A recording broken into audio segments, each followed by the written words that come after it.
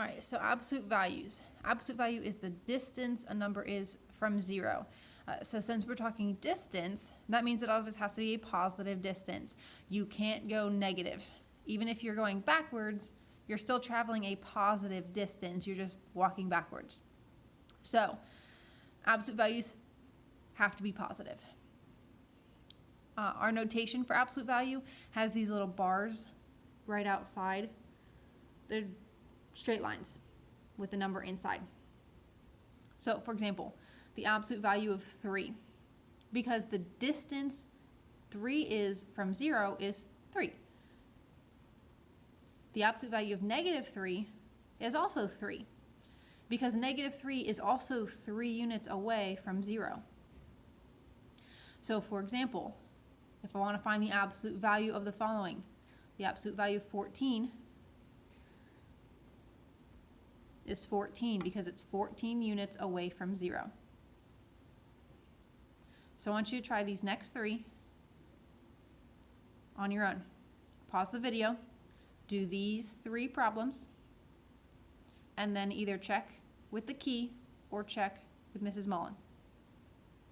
And then when you're done with those 3, unpause the video.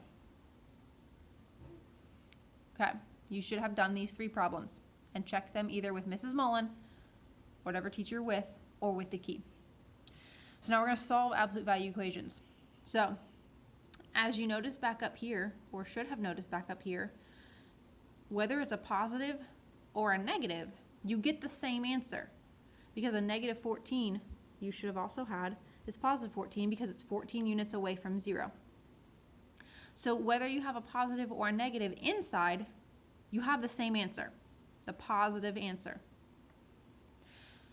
So because the absolute value of a number is equal to the absolute value of the opposite, we have the absolute value of n is the same as the absolute value of negative n. If you're trying to solve for x, that means x is either n or it could be negative n. And we'll see here in a couple of examples what that really means. So if I have the absolute value of 6, then if I plug in a 6 in here for x, the absolute value of 6 is 6. So x equals 6 is a possibility. But also remember, the negative works just as well. The absolute value of negative 6 is also 6. So you get 2 answers here. We have 2 answers. X is either 6 or negative 6, because the absolute value of 6 is 6 and the absolute value of negative 6 is 6. So same thing here. If the absolute value of x is 2, well, x could be positive 2 because the absolute value of 2 is 2, but it also could be negative 2 because the absolute value of negative 2 is still 2. So 2 answers, 2 or negative 2. And same with the last one.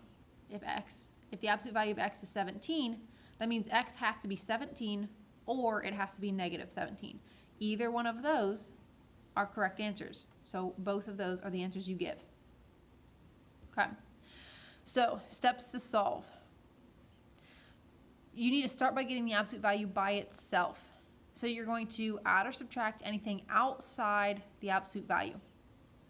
So anything outside the absolute value bars, any addition or subtraction, you're going to move that first. Then you're going to continue getting stuff on the outside away. Any absolute value, anything on the outside of the absolute value that's multiplication or division outside, we need to get rid of that. So we're going to get rid of our multiplication or division next. Then we're going to go to what's on the inside. So because back up here, remember we have these 2 answers, either the positive or the negative. You're going to set the inside of the absolute value equal to the number on your other side of the equal sign.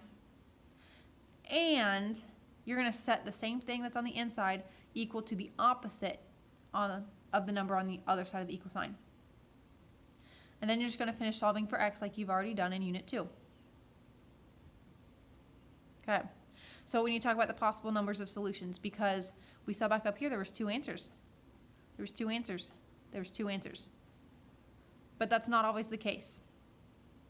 Okay, so once your absolute value is alone, meaning nothing is outside of the absolute value, if it's set equal to a positive number, like we saw back up here, it's equal to positive 6, you're going to have 2 solutions, just like we saw here, 2 solutions.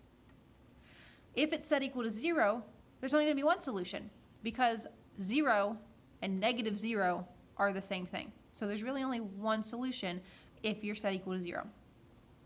But if we're set equal to a negative, there's no solution. Your answer is no solutions because absolute values cannot equal a negative number. That's back up here. Absolute value of a negative number is still positive. Okay? So when it's set equal to a negative number, you're going to say no solution. Put your paper over and we'll talk about the examples on the back. So this first one, remember we're going to draw our line through our equal sign. The first thing you need to do is get the absolute value by itself. So look at the absolute value bars. We need to look outside the absolute value bars. I don't have anything outside my absolute value bars. So right away, I'm going to take what's inside, 2x minus 5, and I'm going to set it equal to the number that I have, equals 3. But then I need to take 2x minus 5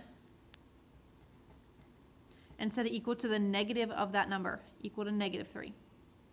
So that I have two equations, one where it's set equal to the positive and one where it's set equal to the negative.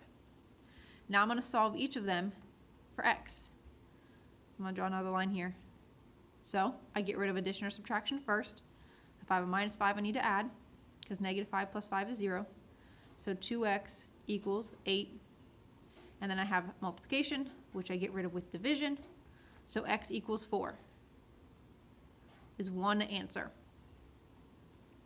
But since I was set equal to a positive, I'm going to have two answers. So after x equals 4, I'm going to solve this answer. It is not necessarily going to be -4. You need to solve this equation to see your other answer.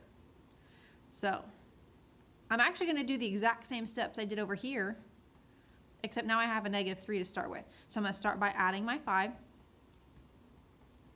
So 2x equals, and then I'm just going to get a different answer here because I have a -3 plus 5, so I get +2. I'm going to divide by 2 again, and x equals 1. There's my other answer. I'm going to put an or in between. There are my two answers.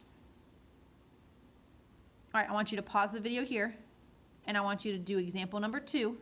It's very similar to example number 1. Try number 2 on your own, and then go check it with the key when you're done. So pause the video and try number 2.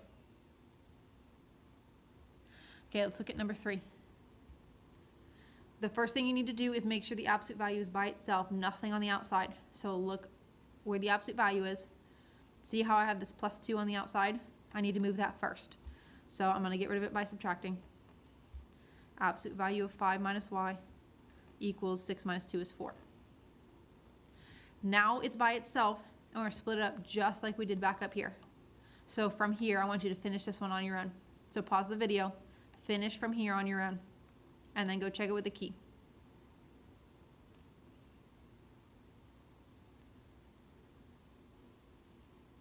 Okay, we need to start by looking on the outside of the absolute value. I have this -2 in front, and I have this -4. Remember that this -2 is right next to an absolute value, and that means I'm timesing. With absolute values, you cannot distribute. Okay, so do not distribute here. We are not allowed to do that. So instead, we need to start by getting rid of addition or subtraction. So I'm going to add my 4 and add my 4. So I get -2. Still in absolute values is x plus 3. And -10 plus 4 is -6. Still, the absolute value is not by itself because I have this -2. I cannot distribute. Do not distribute. You are not allowed to do that with absolute values. Instead, I have timesing by -2. So I'm going to divide by -2. Which gets those away. Leaves me with the absolute value of x plus 3 equals -6 divided by -2 is a +3.